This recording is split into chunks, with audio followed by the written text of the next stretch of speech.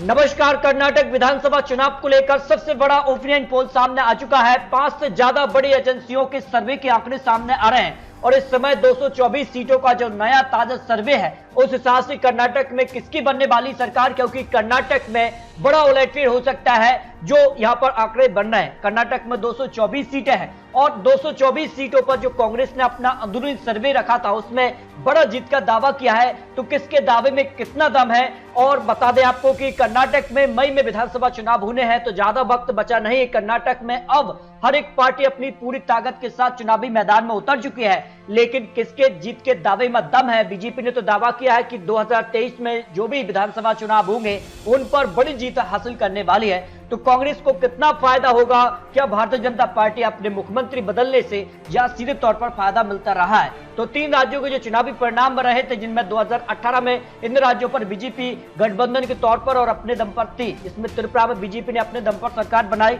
जबकि नागालैंड और मेघालय में गठबंधन के तौर पर है। तो 2018 में भी जो आंकड़ा था उसी आंकड़े पर बीजेपी रही, न ज्यादा नुकसान न ज्यादा या फायदा पहुंचा है। तो इसके बाद यहाँ पर 6 राज्यों से ज्यादा और भी चुनाव बाकी है और 6 राज्यों में जहां कांग्रेस भी 2 राज्यों में सरकार में है, 2 राज्यों पर बीजेपी और 2 राज्यों पर अन्य पार्टी सरकार में है। तो महत्वपूर्ण ये हो जाता है कि आने वाले वक्त में यहाँ क्या कुछ होने वाला है, क्योंकि इन राज्यों के जो नतीजे होंगे वो आने वाले चुनाव लोकसभा के लिए काफी महत्वपूर्ण हो जाते हैं। बात की जाए कर्नाटक के लिए 2018 में जब कांग्रेस को यहाँ पर 80 सीटें मिली, जेडीएस को यहाँ पर 37 सीटें, भारतीय जनता पार्टी को सबसे ज्यादा 104 सीटों पर जीत मिली थी और अन्य की बात की जाए तो 1 सीट, और इस तरह से बहुजन समाजवादी पार्टी को भी 1 सीट मिली थी। इस तरह से माना यह जा रहा है कि क्या कुछ आंकड़ा बनेगा, क्योंकि कर्नाटक में 113 सीटों पर पूर्ण बहुमत की सरकार बनती है। तो बात करते हैं कर्नाटक की सभी जिलों के बाद 5 बड़ी एजेंसी के ओपिनियन पोल के आंकड़े भी सामने आ रहे हैं। कोलार की 5 सीटों में से बीजेपी 2 सीटों पर आ सकती है, कांग्रेस को यहाँ पर 3 सीटों पर जीत की संभावना दिखाई दे रही है। दुमकुर की 10 सीटों में से बीजेपी 6 सीट, जेडीएस को 2 सीट, कांग्रेस को यहाँ 3 सीट मिल सकती है। आम आदमी पार्टी एन के खाते में 0 सीट जा सकती है। बेलगाम की 18 सीटों में से बीजेपी 9 सीट, 2 सीट पर जेडीएस, कांग्रेस को 6 सीट, 1 सीट आम आदमी पार्टी अन्य के पक्ष में जा सकती है। चित्रदुर्ग की 6 सीटों में से बीजेपी 2 सीट, 1 सीट जेडीएस और 3 सीट पर कांग्रेस को जीत की संभावना दिखाई दे रही है। दावनगेरे की 8 सीटों में से कांग्रेस को यहाँ 2 सीट जेडीएस और बीजेपी को यहाँ पर 4 सीट मिल सकती है। आपको बता दें कांग्रेस जेडीएस का अगर गठबंधन में चुनाव लड़ता है तो कर्नाटक विधानसभा चुनाव काफी महत्वपूर्ण हो जाता है और यहाँ पर काफी कुछ आंकड़े बदल सकते हैं। हावेरी की 6 सीटों में से बीजेपी को यहाँ 4 सीट, जेडीएस को 1 सीट पर कांग्रेस को जीत की संभावना है। बांगलकोट की 7 सीटों में से यहाँ बीजेपी को 2 seat, 1 seat JDS, 3 seat Congress और 1 सीट आम आदमी पार्टी अन्य के पक्ष में जा सकती है। आपको बता दें बीबीएमपी मध्य की 8 सीटों में से बीजेपी को 2 सीट, जेडीएस को 1 सीट, कांग्रेस को 4 सीट और अन्य के पक्ष में 1 सीट पर जीत की संभावना है। रायपुर की 7 सीटों में से बीजेपी 4 सीट, जेडीएस को 1 सीट, 2 सीट पर कांग्रेस को जीत संभावना यहाँ दिखाई दे रही है। बंगलौर अर्बन की 7 सीटों में से बीजेपी को यहाँ पर 4 सीट, जेडीएस को 1 सीट, कांग्रेस को यहाँ 2 सीट, आम आदमी पार्टी अन्य के पक्ष में 0 सीट जा सकती है। विदुरी की 6 सीटों में से बीजेपी को यहाँ 3 सीट, जेडीएस को 1 सीट, कांग्रेस को यहाँ 2 सीट की संभावना दिखाई दे रही है। उत्तर कन्नड़ की 6 सीटों में से बीजेपी को यहाँ पर 4 सीट, जेडीएस 0 सीट, 2 सीट पर कांग्रेस को जीत की संभावना दिखाई दे रही है। बीबीएमपी उत्तर की 8 सीटों में से बीजेपी को यहाँ 2 सीट, 1 सीट पर जेडीएस, 3 सीट कांग्रेस और 2 सीट आम आदमी पार्टी अन्य के पक्ष में जा सकते हैं। अगर बात की जाए चिकमगलूर की 5 सीटों में से बीजेपी को यहाँ पर 3 सीट, जेडीएस को 1 सीट कांग्रेस के पक्ष में जा सकती है। अगर बात की जाए बेलाड़ी की 9 सीटों में से बीजेपी को यहाँ 3 सीट, जेडीएस को 2 सीट, 4 सीट कांग्रेस के पक्ष में जा सकती है। इस तरह से मंडवा की अगर बात की जाए 7 सीटों में से बीजेपी को यहाँ पर 3 सीट, 1 सीट जेडीएस, 3 सीट ही कांग्रेस के पक्ष में, यानी बराबर की काटी की टक्कर यहाँ देखने को मिल सकती है।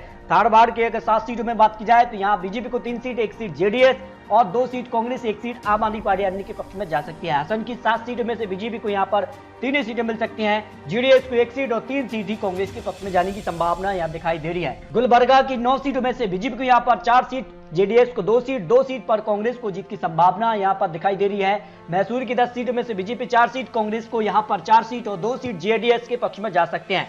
ये माना जा रहा है काफी महत्वपूर्ण हो जाता है जेडीएस कांग्रेस का गठबंधन, किस तरह से वो चुनावी मैदान में उतरते हैं। बीजापुर की 8 सीटों में से बीजेपी को यहाँ पर 4 सीट, जेडीएस को 1 सीट, कांग्रेस के पक्ष में 3 सीटें जा सकती है।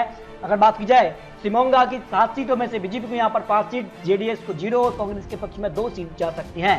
बीबीएमपी दक्षिण की 8 सीटों में से बीजेपी को यहाँ पर 3 सीट, जेडीएस को 0 सीट, कांग्रेस को यहाँ पर 4 सीट, 1 सीट अन्य के पक्ष में जा सकती है।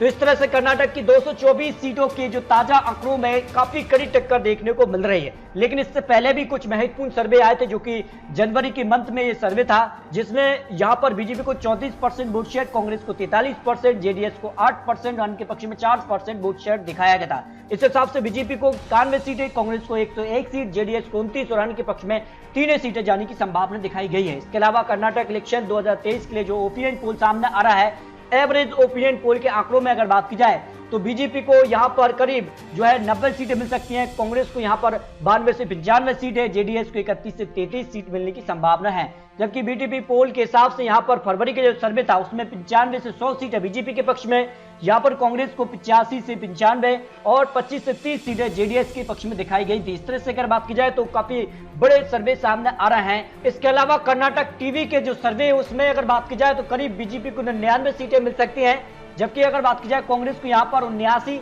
और जेडीएस के पक्ष में 41 सीटों पर जीत की संभावना कर्नाटक टीवी सर्वे के हिसाब से लगाई है।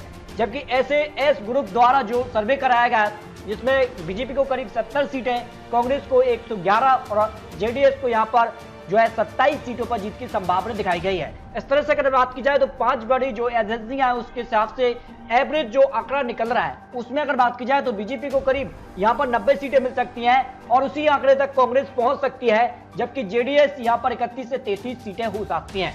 इस हिसाब से अगर बात की जाए तो जेडीएस कांग्रेस गठबंधन काफी महत्वपूर्ण हो जाता है। इसके अलावा अगर बात की जाए तो हमारे द्वारा जो सर्वे कराया जा रहा है जिसमें आपसे सवाल पूछा गया था कि मई विधानसभा चुनाव जो कर्नाटक में होगा वो कौन जीत सकता है, इस पर जो आपने अपना वोट रखा है उसमें 56% भारतीय जनता पार्टी के पक्ष में आंकड़ा रखा है, जेडीएस कांग्रेस गठबंधन को 42% और अन्य के पक्ष में 2% चांस दिखाए हैं।